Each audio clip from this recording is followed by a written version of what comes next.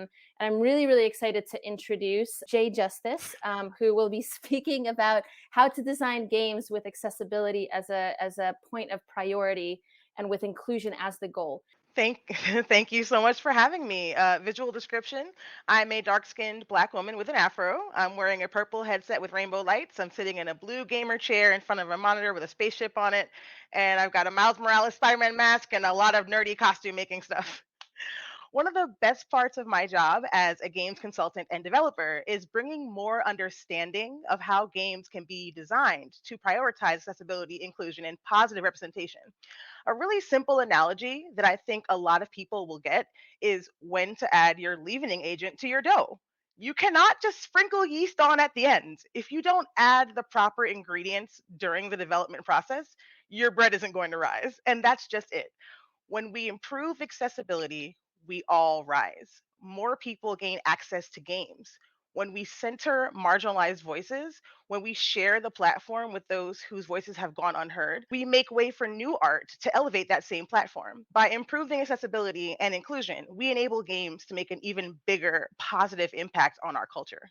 And the good news is, some game studios have been listening and they have gotten the message. They're making accessibility and inclusion a priority. They've done this by hiring professionals in the community who have lived experience and are able to provide valued guidance and incredible innovation in the game industry. We are seeing better and better games as a result of their hard work.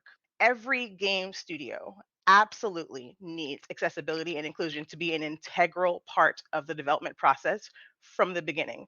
As someone who has been brought on to assist in both games, comics, literature, any kind of media, with these kind of projects that are already in development, as well as at the very beginning of the development cycle, it is much easier to adjust course and correct a lack of accessibility and representation before the train has left the station. You might be a game developer and saying right now, but Jay, I want to make accessible games too, but I don't have the money to hire someone like you.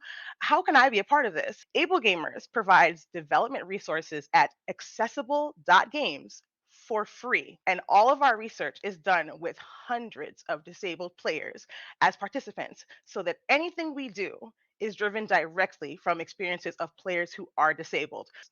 We've also been working to connect studios with players so that these experiences are being included in the game development process versus being patched in after launch as an afterthought.